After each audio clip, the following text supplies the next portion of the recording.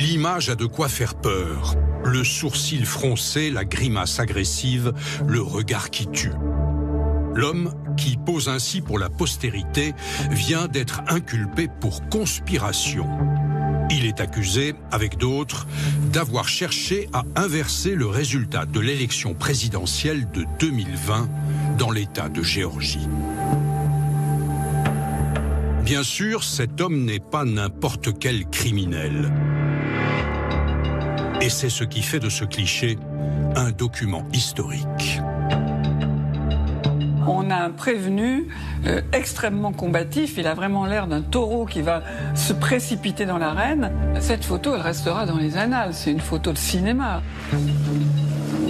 Donald Trump est un ancien président des États-Unis d'Amérique. De 2016 à 2020, il a été l'hôte de la Maison-Blanche, l'homme le plus puissant de la planète. Et il aspire à le redevenir. Ce jour d'août 2023, quand il se présente aux portes du pénitencier de Fulton, en Géorgie, il a préparé son coup. Ce qui se passe ici est une parodie de justice. Nous n'avons rien fait de mal, je n'ai rien fait de mal, et tout le monde le sait. Je n'ai jamais reçu autant de soutien. Trump sait tout le profit qu'il entend tirer du cliché anthropomorphique que les Américains appellent le mugshot. Cette photo, elle résume Donald Trump.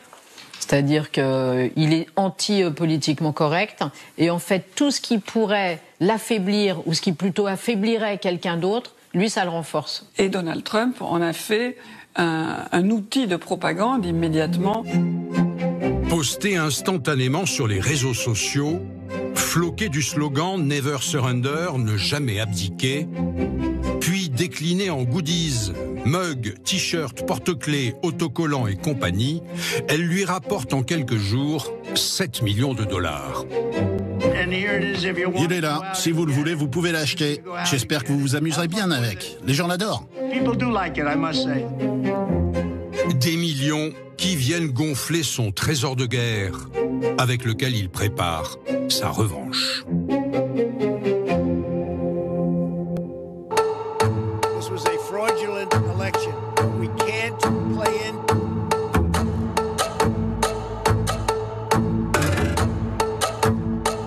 Est-ce que je vous manque?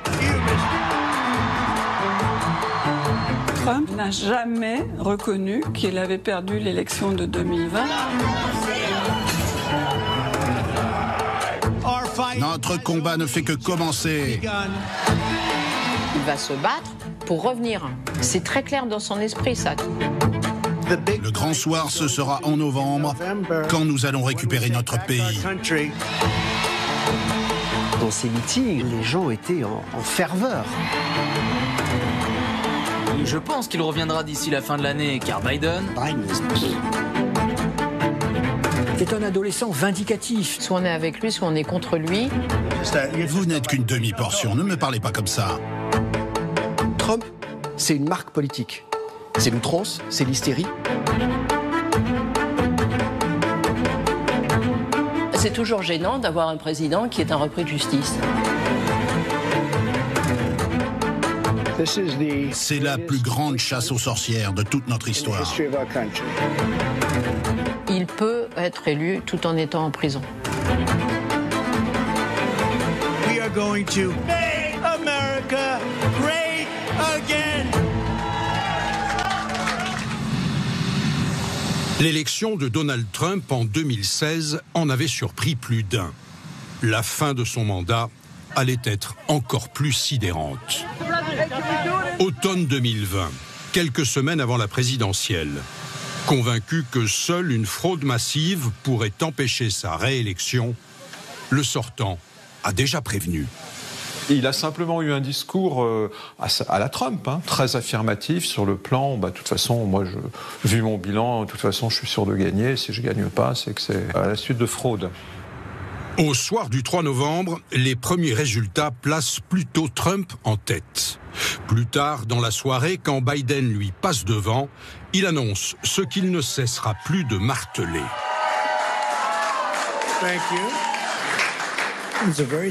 C'est un moment très triste. Pour moi, le moment est très triste.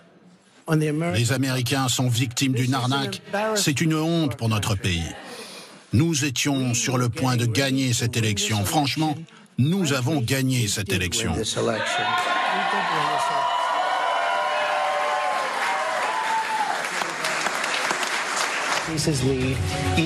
4 jours plus tard, l'annonce officielle de la victoire de Joe Biden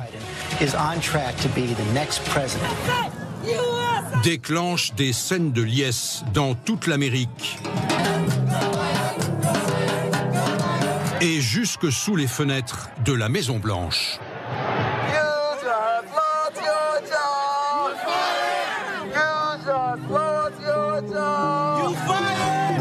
Mais Trump ne les voit pas. Il a préféré aller jouer au golf, comme si tout cela ne le concernait pas. Plus de 8 millions de votants et 74 grands électeurs séparent les deux candidats. Mais il n'en démord pas. Très vite, ils disent que ce n'est pas possible. Ce n'est pas possible parce qu'explique-t-il, il y a des États qui ont été perdus qui ne peuvent pas être perdus. Et je crois qu'il est sincère dans un premier temps quand il parle de fraude, et des gens autour de lui lui parlent de fraude aussi. Donc il va reprendre cela. Chez les Républicains, il y en a quand même un certain nombre qui disent « bah oui, effectivement, Joe Biden a gagné, et voilà, fin de l'histoire ». Mais du côté des Trumpistes les plus durs, cette reconnaissance de la victoire de Joe Biden ne vient toujours pas.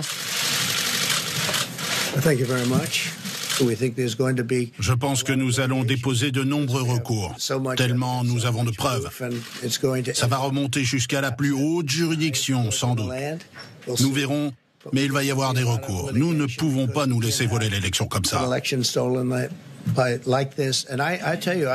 Pendant des semaines, Trump et ses principaux conseillers tentent par tous les moyens de faire invalider les résultats. Donald Trump s'active tous les jours, beaucoup, il travaille beaucoup plus qu'il n'a travaillé pendant sa présidence, pour rester au pouvoir. Il n'a qu'une obsession, il va rester au pouvoir, il ne quittera pas la Maison-Blanche. Dans plusieurs États clés, les hommes de Trump font pression sur les gouverneurs pour les forcer à recompter les bulletins. Nous avons dû recompter 6500 bulletins. En Géorgie, pour inverser le résultat des urnes, Trump fait pression sur le gouverneur républicain et son secrétaire d'État, Brad Raffensperger. Le 2 janvier, il prend lui-même son téléphone. Pendant plus d'1 heure, il tente de convaincre l'élu de Géorgie de lui trouver 11 000 voix. C'est l'écart qui le sépare de Biden dans cet État clé.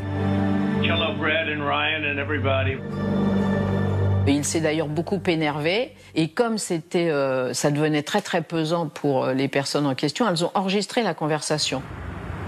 Et l'échange est à peine croyable. If we could just go over some of the numbers, I think anywhere from 250 to 300,000 ballots were dropped mysteriously into the rolls. Well, Mr. President, the challenge that you have is the data you have is wrong. You should want to have an accurate election. And you're a Republican. We believe that we do have an accurate election. No, you don't. No, you don't. Okay. Whatever, it's a disaster. It's a disaster. Because you know what they did and you're not reporting it. That's a criminal offense. Brad, what are we going to do? We won the election and it's not fair to take it away from us like this.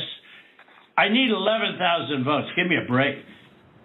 Qu'un président en exercice appelle un fonctionnaire d'un État fédéré pour lui dire « il faut me trouver des voix en plus », c'est juste inimaginable. À l'évidence, il a essayé de truquer les résultats, mais il l'a fait de manière tellement maladroite qu'on en est, je dirais, on en est ahuri. On est vraiment dans la Panthère Rose, beaucoup plus que dans James Bond, vraiment. Pendant 2 mois, Trump mobilise ses partisans. Manifestation monstre, jusque dans la capitale fédérale. Toute cette période permet aux Trumpistes de se renforcer dans leur conviction de cette histoire invraisemblable qui est d'une élection truquée. On voyait les chiffres de vente d'armes monter en flèche. Donc bien entendu qu'on était quand même relativement inquiet sur la possibilité de violence. Un mouvement de protestation qui culmine le 6 janvier, le jour où le Congrès se réunit pour entériner la victoire de Biden. Nous allons maintenant procéder au compte des votes des derniers États. Ce jour-là, il y avait une manifestation qui était prévue à Washington et un discours de Donald Trump qui devait justement s'adresser à la foule. Ce mercredi 6 janvier, le temps est couvert sur la capitale. Ce qui n'a pas empêché des milliers de soutiens du président sortant d'affluer de tous les États-Unis. Nombre d'entre eux étaient des gens très pacifistes, c'était des familles, c'était effectivement des gens qui parfois n'étaient jamais venus à Washington.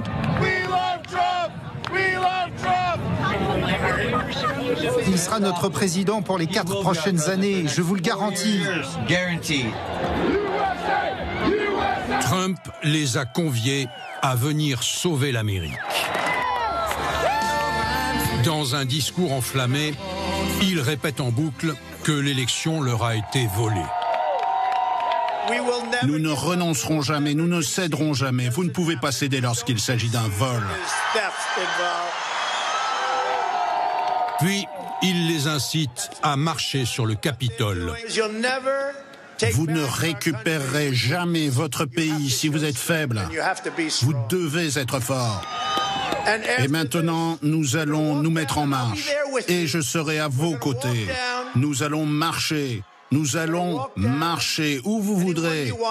Mais à mon avis, vers le Capitole.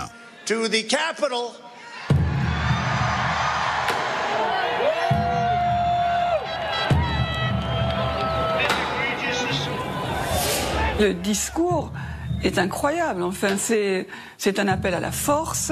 Il n'y a aucun doute que Donald Trump était décidé à marcher sur le Capitole, comme il l'a dit. Il est monté dans sa voiture, sa fameuse Beast, et il y a eu un conflit dur avec les gardes du corps qui ont dit « Monsieur le Président, non, on n'y va pas ». Est-ce qu'il a imaginé que ça allait se passer comme ça je ne sais pas.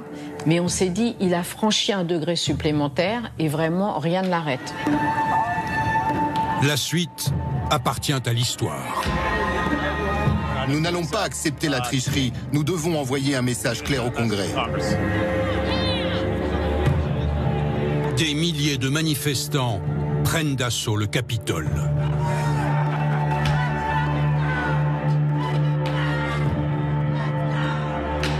C'est très important pour nous d'être là aujourd'hui et de montrer ce que l'Amérique pense de tout ça. Nous n'allons pas rester les bras croisés et les laisser nous voler notre élection. Nous voulons reprendre notre pays. Ils veulent nous empêcher d'entrer, mais c'est notre maison. Très vite, les forces de l'ordre sont débordées. On a besoin de renforts au Capitole. Il y a une dimension presque de profanation, parce que le Capitole, c'est le sanctuaire de la démocratie américaine. C'est comme une église, c'est un lieu sacré. C'est le bâtiment le plus haut dans la ville de Washington. Imaginez qu'on va attaquer le Capitole, c'était juste absolument inconcevable. Donc en effet, les forces de l'ordre n'avaient pas pris de mesures particulières. Une partie du bâtiment est envahie et livrée au saccage. C'est la faute du gouvernement. Nous, on a toujours été de bons citoyens. On respectait la loi jusqu'à aujourd'hui. Vous êtes responsables. Et ces gens-là qui vont commettre cela, je pense, pour certains d'entre eux, ne comprennent même pas ce qu'ils sont en train de faire, tellement ils ont été chauffés à blanc par Donald Trump. L'occasion fait le larron. Il n'y avait pas de plan, c'était pas un coup d'État, c'était vraiment une sorte de l'expression d'une colère. L'émeute va durer plusieurs heures et faire 5 morts, 4 manifestants et un policier. On a assisté à des scènes d'insurrection incroyables, puisqu'ils sont étaient à quelques dizaines de mètres de Mike Pence ou de Nancy Pelosi, la speaker. Les élus sont paniqués parce que plusieurs pensent qu'ils vont mourir. Donc on a eu des témoignages où ils étaient cachés sous les bureaux, ils ont essayé de bloquer les portes pour empêcher les émeutiers d'entrer. Ils ont cassé la vitre. Restez au sol. Restez tous au sol.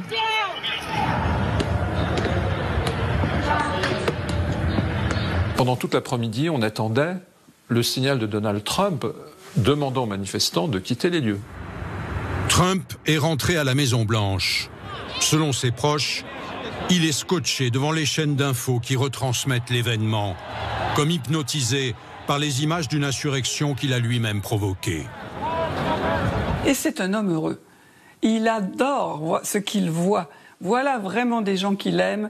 Il doit être assez flatté de voir que ses électeurs sont capables d'aller aussi loin. C'est un personnage qui est toujours au premier degré. On lui avait fait du mal en le privant de son élection. Et ben voilà, c'était bien fait. Incapable de réagir, malgré les pressions de son entourage. Le vice-président, Mike Pence, l'appelle, ses enfants l'appellent, tous les grands élus l'appellent, et il ne répond pas. Mais en même temps, au bout d'un moment, il est quand même obligé de dire arrêtez, et il faut libérer le Capitole. Ce qu'il finira par faire dans un message enregistré en toute fin d'après-midi. Je sais que vous êtes blessé. L'élection nous a été volée. Mais vous devez rentrer à la maison maintenant. Nous avons besoin de paix. La session du Congrès, toujours présidée par Mike Pence, c'est un jour sombre de l'histoire du Capitole. Reprend dans la nuit et finit par certifier les résultats de l'élection du 3 novembre. Joe Biden et Kamala Harris seront le président et la vice-présidente conformément au verdict des urnes.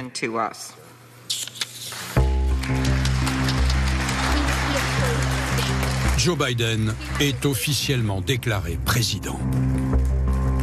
On sent que l'histoire bascule, qu'il y aura eu un avant 6 janvier et un après 6 janvier. Cette semaine s'installe une nouvelle administration. Nous prions pour qu'elle réussisse à maintenir la sécurité et la prospérité de l'Amérique. Nous lui adressons nos vœux et lui souhaitons bonne chance. Un mot très important. Après avoir souhaité sans conviction bonne chance à la nouvelle administration, Trump quitte la Maison-Blanche presque en catimini.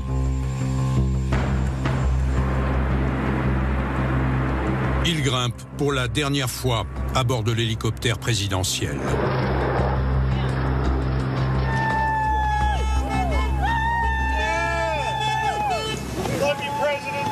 Je suis tellement reconnaissante envers le président Trump pour tout ce qu'il a fait pour nous, pour les travailleurs de ce pays. C'est un au revoir alors ? Oui. Il reviendra. L'histoire n'est pas terminée.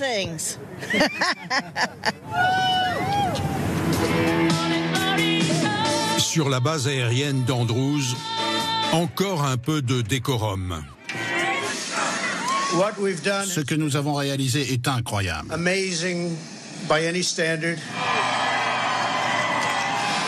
Nous vous aimons et nous nous retrouvons.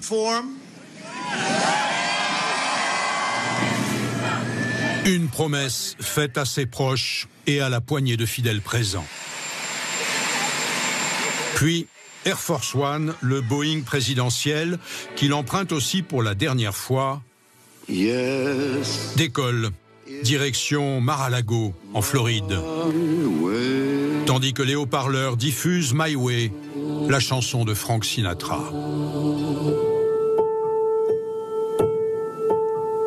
Amer, en colère, plus convaincu que jamais d'avoir été victime d'une fraude électorale massive, Trump a refusé de participer à la cérémonie de passation de pouvoir et à l'investiture de Joe Biden, son rival.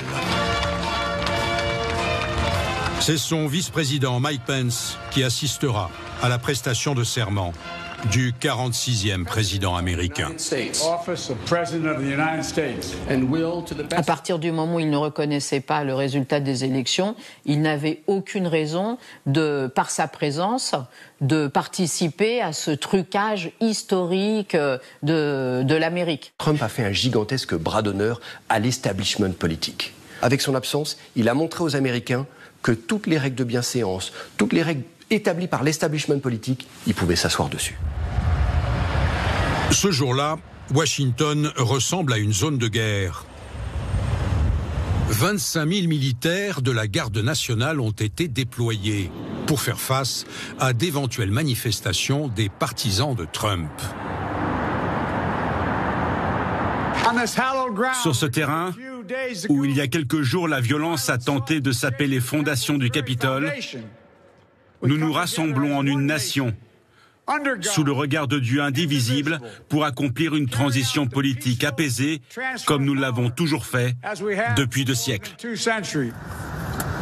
En ce début 2021, l'Amérique aspire à l'apaisement. Mais l'espoir de voir la page Trump définitivement tournée allait être de courte durée. Car le battu refuse de quitter la scène. 6 semaines à peine après son départ de la Maison-Blanche, il est à Orlando devant une convention de conservateurs. Ce que nous avons vécu est unique. Personne n'a eu un tel parcours. Un parcours autant couronné de succès. Acclamé au cri de « On a gagné », il multiplie les allusions à son possible retour en 2024. Je vais continuer à me battre avec vous. Nous allons continuer à faire ce que nous avons toujours fait, gagner. Nous remporterons la victoire et l'Amérique sera plus grande et plus forte que jamais. C'est loin d'être fini.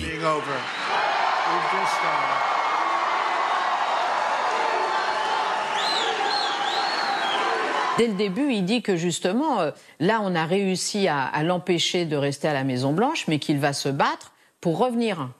C'est très clair dans son esprit, ça, tout de suite. Trump ne s'est jamais avoué vaincu. Il n'a jamais reconnu qu'il avait perdu l'élection de 2020 et que Joe Biden est le président légitime.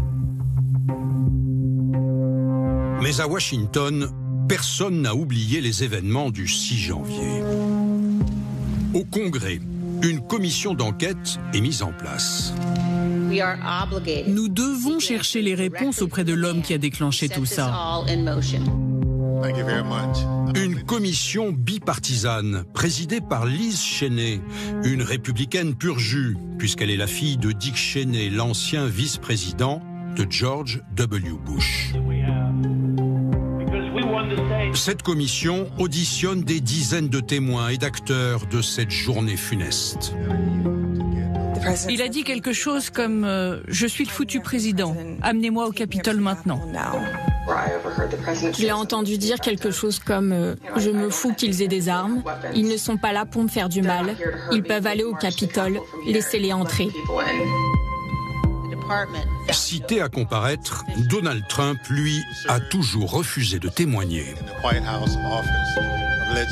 S'il avait accepté de se soumettre à ça, il aurait décrédibilisé sa marque de fabrique, témoigner devant l'État profond, adouber l'establishment politique, faire une genuflexion à tout ce qui le nie, c'est-à-dire le Sénat, les petits partisans, les petits marquis qui règnent sur leur pouvoir politique, c'est l'anti-Trump. Après 18 mois d'enquête, la commission conclut que Trump doit être jugé au pénal pour son rôle dans l'émeute du Capitole. Le président Trump a convoqué la foule et allumé la mèche de cette attaque.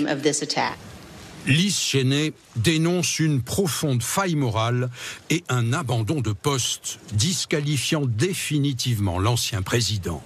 Elle représente ce parti républicain un peu traditionnel, conservateur, et il est tellement en dehors de ses clous qu'elle s'est dressée contre lui, mais elle a été brisée.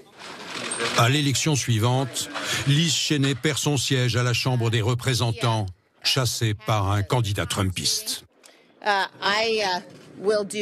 Je ferai tout ce que je peux pour que l'ancien président ne s'approche plus jamais du bureau ovale. À la suite de cette commission, la justice fédérale se saisit du dossier. Le procureur spécial Jack Smith mène l'enquête.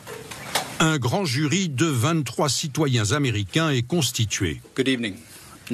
Après plusieurs mois de délibération, ce jury retient 4 chefs d'inculpation contre l'ancien président, dont complot frauduleux contre les États-Unis, complot pour priver les électeurs de leur droit de vote, complot pour faire obstruction à une procédure officielle.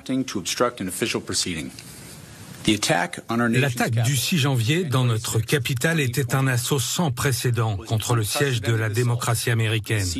Et comme le dit l'acte d'accusation, cette attaque a été provoquée par des mensonges. Entendu devant le tribunal fédéral de Washington, le 3 août 2023, Donald Trump est officiellement inculpé.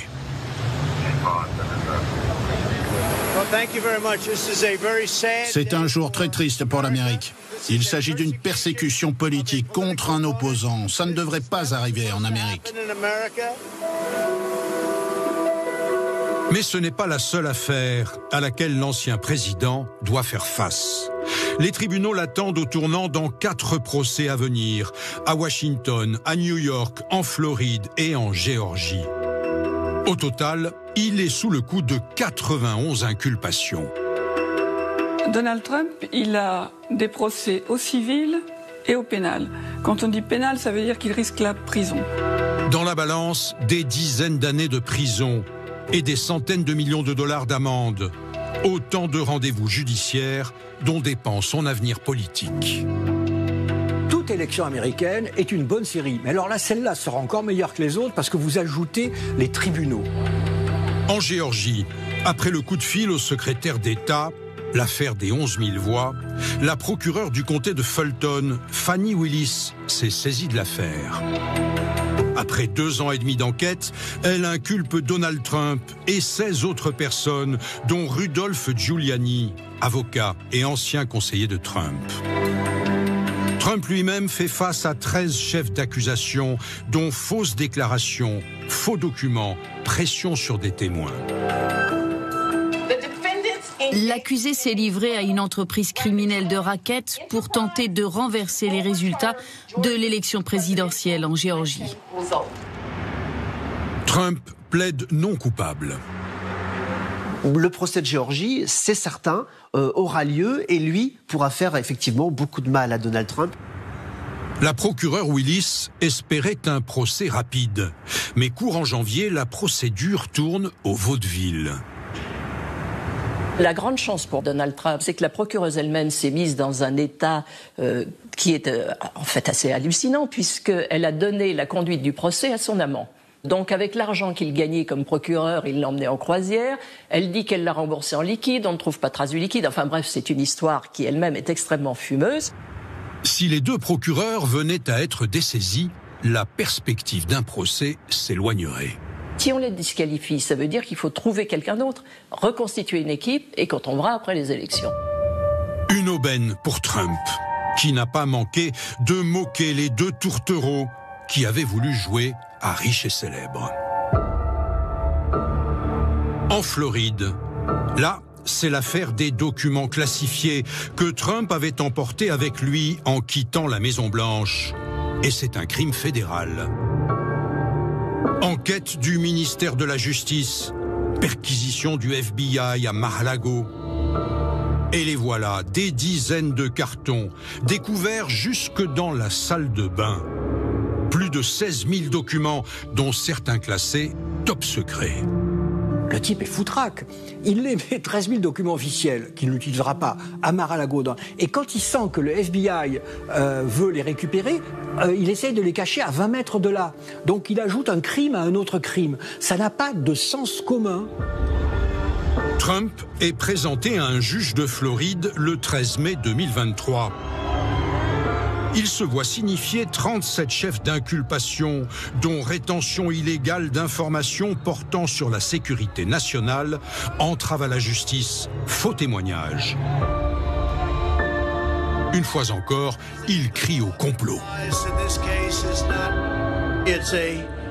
C'est une persécution politique digne d'un pays fasciste ou communiste. Je suis menacé de 400 ans de prison pour détenir mes propres documents présidentiels, ce qu'ont fait pratiquement tous les présidents. C'est l'une des théories les plus scandaleuses et les plus méchantes jamais exposées devant un tribunal américain. Trump encourt 20 ans de prison. Pas de quoi l'empêcher de fêter son anniversaire, le soir même, dans un restaurant cubain de Miami. Vous êtes prêts? De la nourriture pour tout le monde.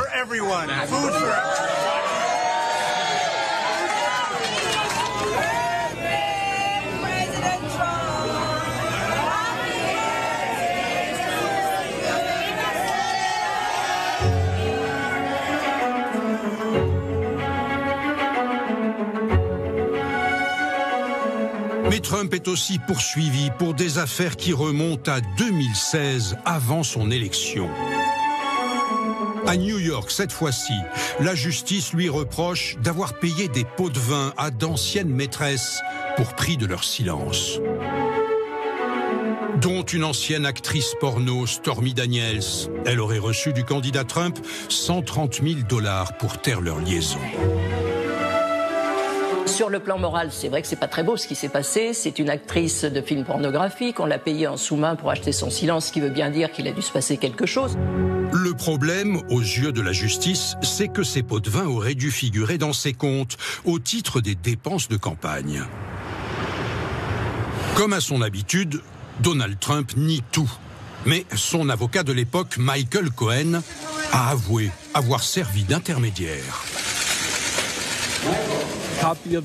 J'ai la copie d'un chèque du compte personnel de M. Trump qu'il a signé après être devenu président pour me rembourser des paiements secrets que j'ai faits pour cacher sa relation avec une star de film porno et empêcher que cela nuise à sa campagne. Ça ne donnera rien. Avec un autre juge, cette affaire aurait été classée depuis longtemps. Je n'ai rien fait de mal et ça a été prouvé. Le dossier est quand même extrêmement douteux dans la mesure où c'est un procureur qui a fait campagne sur le fait de faire tomber Donald Trump. Donc il s'est mis un peu sur le même rang que lui, c'est un politique. Aux États-Unis, la justice, c'est aussi une histoire de gros sous.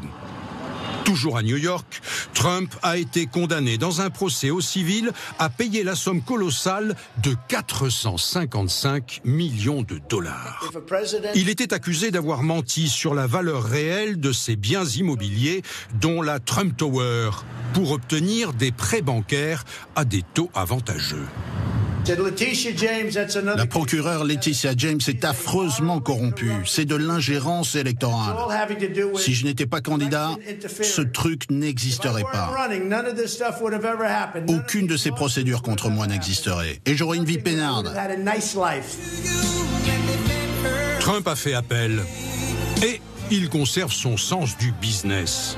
2 jours après sa condamnation, le milliardaire a dévoilé son nouveau produit dérivé, des baskets dorées, siglées du T de Trump.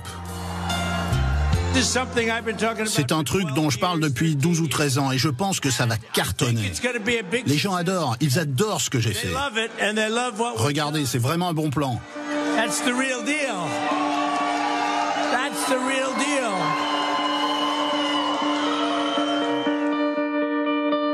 Avec toutes ces affaires, on pourrait croire Trump hors jeu, rincé financièrement et politiquement. En réalité, c'est tout le contraire. Ça le renforce systématiquement. Les sondages augmentent à chaque fois qu'il a des problèmes avec la justice.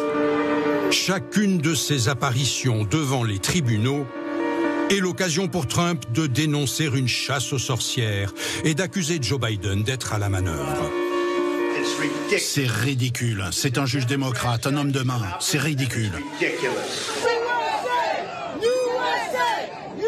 les gens qui sont pour lui se disent, eh ben voilà, c'est une preuve supplémentaire, c'est pourri de démocrate, c'est comme ça qu'il s'exprime, cherche tous les prétextes possibles pour essayer de l'abattre. Donc oui, il y a cette épée de Damoclès judiciaire qui pèse sur Donald Trump, mais il en a fait un formidable outil politique de mobilisation électorale.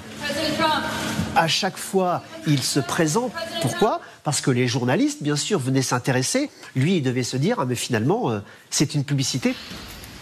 Rien que pour 2023, ses frais d'avocat s'élèvent à 50 millions de dollars. Mais le milliardaire n'a pas mis la main à la poche. Ce sont ses partisans qui ont payé. Ces comités d'action politique chargés de collecter les donations de ses supporters, notamment des petits donateurs. Les petits donateurs, ils défendent la justice. Ils défendent l'homme dont ils pensent qu'il a gagné l'élection en 2020. Donc il leur semble normal de contribuer à sa défense et à ses équipes d'avocats. Car la base du Parti républicain lui est plus que jamais acquise. 70% de ses électeurs restent convaincus que l'élection de 2020 leur a été volée. Trump a gagné l'élection et largement. Donc c'est normal que les gens continuent à soutenir quelqu'un qui gagne largement. Qui sont-ils, ces Trumpistes irréductibles ? C'est une Amérique masculine, blanche et chrétienne qui considère qu'elle est en train de perdre le pouvoir. C'est ce qu'on appelle de manière un peu méprisante, moi j'aime pas du tout cette expression, mais le petit blanc qui s'est senti exclu et oublié parce qu'il avait l'impression que c'était les minorités qui finalement intéressaient la classe politique américaine et surtout la classe politique démocrate. Trump est le premier depuis longtemps à nous parler, à nous dire « Je me souviens de vous, vous existez ». Il est le premier à avoir envoyé des chèques aux familles qui perdaient leur emploi avec la pandémie. Il a fait beaucoup pour combattre le chômage. Et c'est ça qu'il a su capter. Il a su capter la révolte de 30-35% d'Américains contre un système politique. Ils veulent renverser une table à laquelle ils pensent ne plus avoir accès. C'est une autre vision du monde. Et alors ça s'alimente par la peur du déclassement, par la peur de l'immigration, la rapidité du changement de la société américaine. Anti-avortement, pour les armes, pour Dieu, pour Trump. Voilà nos convictions. Souvent peu éduqué, l'électeur de Trump vit dans une réalité parallèle. Voilà la solution au problème.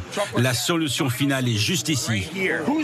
Ils ne s'informent plus que par les réseaux trumpistes.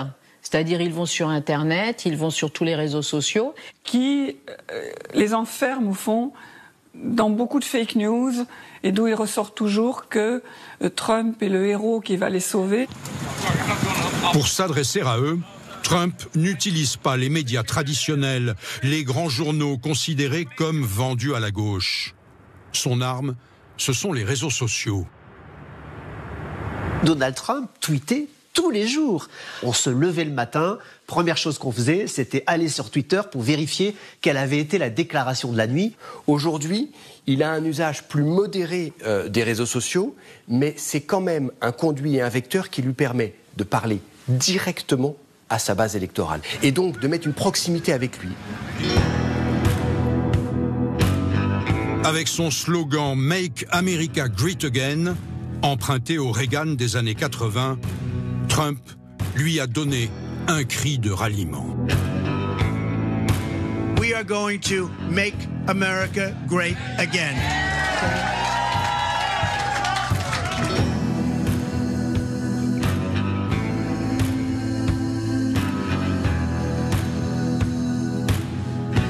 Il y a une partie de l'Amérique qui a envie d'un discours hystérique, remonté, j'allais dire testostéroné. Et ça, il continue à hystériser un peu sa base électorale et elle adore ça. Je dis souvent, Trump, il a réussi à faire dans la société américaine ce que nous, on appellerait la liaison entre la manif pour tous, la protection identitaire, et les gilets jaunes, la protestation économique. Mais Trump a fait plus fort encore. Avec ses affaires à répétition, ses outrances, son bling-bling, le champion des MAGA a désinhibé l'Amérique. C'est-à-dire que les comportements brutaux, vulgaires, honteux, dont les Américains étaient comme nous tous parfaitement capables, étaient désapprouvés. Donald Trump leur dit « mais allez-y, c'est parfait, ne vous retenez pas » et même aller plus loin. Je parlais à un pasteur en lui disant, vous savez, monsieur le pasteur, quand même, la vie privée de Donald Trump, et avec 3 petits points ensuite, et il m'avait répondu cette phrase extraordinaire, il m'avait répondu, mais vous savez, monsieur l'ambassadeur, le roi David aussi était pécheur, et pourtant, il a rempli l'œuvre de Dieu. Thank you, President Trump. Rien ne semble les détourner de celui qu'ils voient comme un sauveur et qu'ils suivent avec une ferveur quasi religieuse.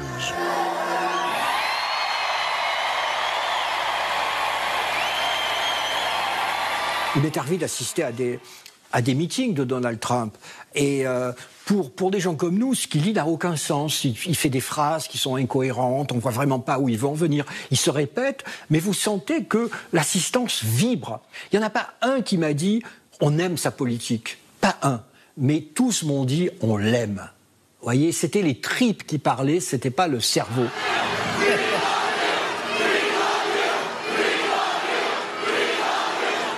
Vous avez des gens qui sont en adoration, qui s'identifient à cet homme, qui trouvent qu'il dit la vérité, il parle cash, il n'est pas toujours très poli, mais après tout, il dit ce qu'il pense. Donc il a réussi quand même ce tour de force, Donald Trump, en étant un milliardaire new-yorkais, de faire croire qu'il était un homme du peuple, comme ses électeurs au fin fond du Midwest.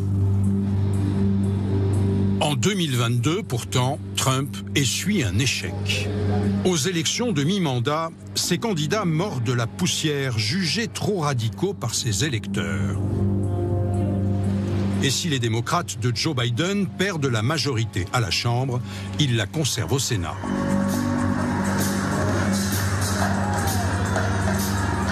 C'était une bonne journée pour la démocratie et pour l'Amérique. Un revers qui aurait dû valoir à Trump l'étiquette de loser. Ça s'est extrêmement mal passé pour eux.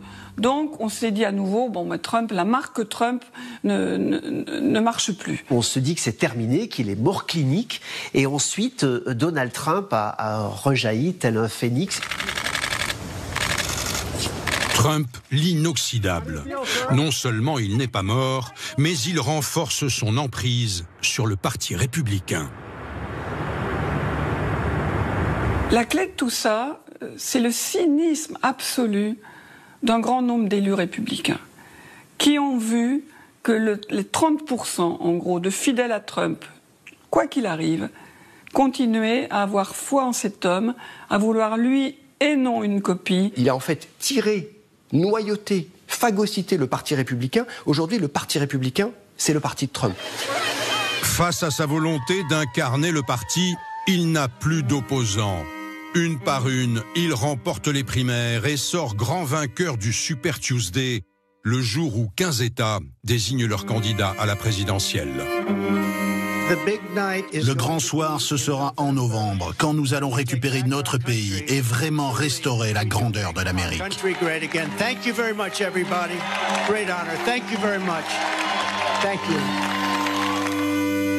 Son principal opposant, Ron DeSantis, a vu ses espoirs se perdre dans la neige et le froid polaire de l'Iowa.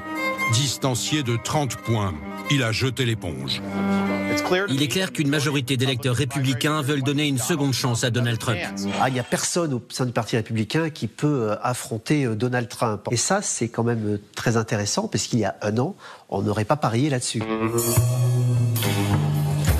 Tel un rouleau compresseur, Trump écrase tout sur son passage. En face de lui se dresse Joe Biden, l'actuel président des États-Unis. Entre les deux hommes, le duel est bien installé. Comme deux vieux cow-boys sur le retour, ils se défient quasi quotidiennement. La marque de Biden, c'est une succession d'échecs, d'incompétence et de corruption. Mais à part ça, il se débrouille plutôt pas mal, non? Il parle du sang de l'Amérique qui serait empoisonné. Le même langage que dans l'Allemagne nazie. Joe Biden est le président le plus incompétent et le plus corrompu de l'histoire des États-Unis. Regardez les dictateurs. Trump dit qu'il les admire. Je pense vraiment que c'est un malade mental. Le seul loser que je vois, c'est Trump. Les deux rivaux ont au moins un point en commun, celui d'être et d'avoir été les plus âgés des présidents américains. Trump va sur ses 78 ans. Biden en a eu 81 en novembre. Et ses capacités à assumer sa fonction suscitent régulièrement des interrogations. D'abord, il y a ses chutes, comme ce jour-là à vélo, ou lors d'une cérémonie militaire dans le Colorado, ou encore en montant l'escalier de son avion.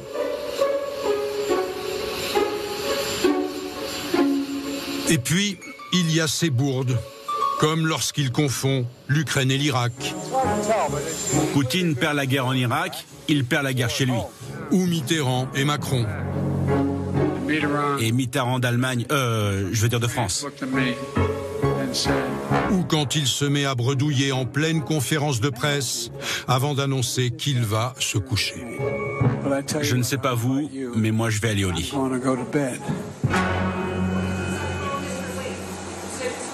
Quand je parle avec les Américains, des démocrates, tout le monde me dit il est trop vieux. Il est trop vieux. Ils le savent. Ils sont effondrés à chaque petit dérapage de Joe Biden. Donc ça lui donne une image quand même très affaiblie par rapport à Donald Trump qui est quand même une bête de scène.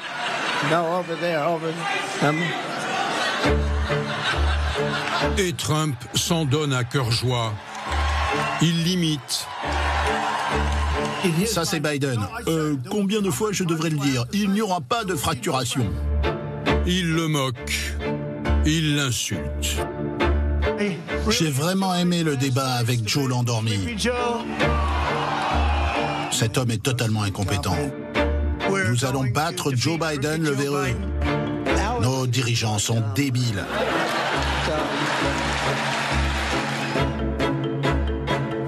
Ce qui arrive à Joe Biden est d'une injustice incroyable. Il nage, il fait du vélo, ça a été un sportif toute sa vie, il est capable de tenir une campagne. Gaffes et faux pas sont repris et diffusés en boucle dans des clips réalisés par les équipes de propagande de Trump. This is Joe Biden's America. Failing, weak. But one man, one movement can change all that for us. Put America... Trump, là-dessus, a été un virtuose pour arriver à faire passer son discours et il faut voir si Biden arrivera à se relever de ces attaques. Mais la campagne de Donald Trump ne se résume pas à ses imitations de Joe Biden. Celui qui se revendique populiste sait mieux que personne surfer sur les peurs de l'Amérique.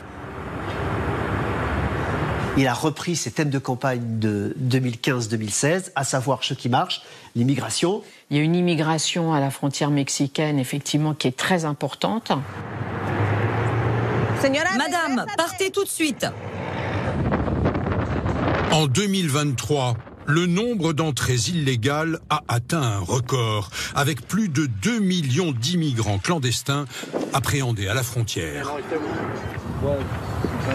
Durant son mandat, Trump s'était vanté d'ériger un mur sur plusieurs milliers de kilomètres. Il est vraiment très dur à escalader. En haut, c'est tranchant. Essayez de l'escalader. Et tant pis pour vous s'il vous arrive des bricoles. Non, c'est super dur de l'escalader. En fait, il est anti-escalade. C'est un super mur. Et je trouve qu'il a l'air incroyable. En réalité, seuls quelques tronçons du mur de Trump ont vu le jour. Et depuis, la situation à la frontière n'a fait qu'empirer. Ce qui importe Trump, c'est qu'on parle de lui, on parle de ses idées. Bien sûr, il n'a pas fini son mur et ça ne sera jamais fini. Mais il y a une nouveauté. Biden s'est mis à dire que finalement le mur, c'était pas si bête. Et donc, qu'importe que sa résolution n'ait pas été totalement achevée ou totalement appliquée, c'est lui qui a structuré l'agenda politique. Qu'est-ce qui pourrait encore arrêter Donald Trump ? À quelques mois de l'élection présidentielle, une partie de son avenir judiciaire, et donc politique, est entre les mains de la Cour suprême, la plus haute instance judiciaire des États-Unis. Sachant qu'à la Cour suprême, sur les 9 juges, 6 sont républicains et 3 ont été nommés par lui. Les 9 juges ont déjà donné raison à Trump sur un point, sa participation aux primaires. Plusieurs États, dont le Colorado, voulaient l'en exclure, s'appuyant sur un amendement à la Constitution datant de la guerre de sécession qui stipule que tout fonctionnaire ayant conspiré contre la Constitution ne peut plus briguer un emploi public. L'autre question soumise à la Cour suprême est: Trump peut-il bénéficier de l'immunité pour des faits commis alors qu'il était président ? De la réponse dépend la tenue du procès que lui intente l'État fédéral pour son rôle dans l'insurrection du 6 janvier. Dans ce pays, le président doit avoir l'immunité, sinon il ne pourra pas travailler. S'il est prouvé que finalement il a quand même lancé un appel à l'attaque contre le Capitole et que donc c'est effectivement une rébellion et une tentative de sédition, là on peut l'empêcher de se présenter. Mais en dehors de ce cas de figure très précis, il peut être candidat à l'élection présidentielle et être élu tout en étant en prison.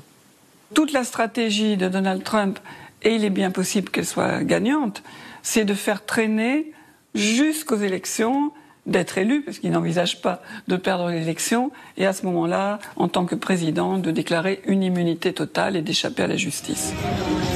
Quelle que soit la décision de la Cour suprême, elle risque de diviser encore un peu plus les Américains.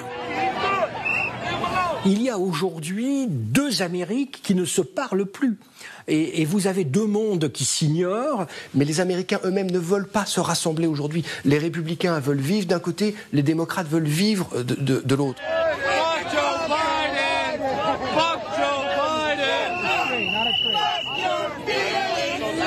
Il y a une véritable inquiétude sur le fait que si jamais Donald Trump, au bout du compte, ne pouvait pas concourir, qu'il y ait des affrontements très violents, sachant qu'aux États-Unis, il y a plus d'1 arme par habitant.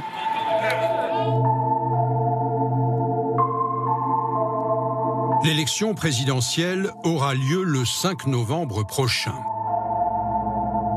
À moins d'un coup de théâtre judiciaire, tout indique que les États-Unis s'apprêtent à rejouer le match de 2020 contre la volonté d'une majorité d'Américains. Vous avez une seule chose sur laquelle 70% des Américains, toutes tendances confondues, sont d'accord. Ils ne veulent pas de cette répétition du duel Biden-Trump. Là, qu'on soit démocrate ou républicain, le choix n'est pas terrible en novembre prochain. C'est aujourd'hui face à un dilemme pareil que se trouvent les Américains. Donc c'est assez peu rassurant pour l'avenir des États-Unis et au-delà, évidemment, l'avenir du monde.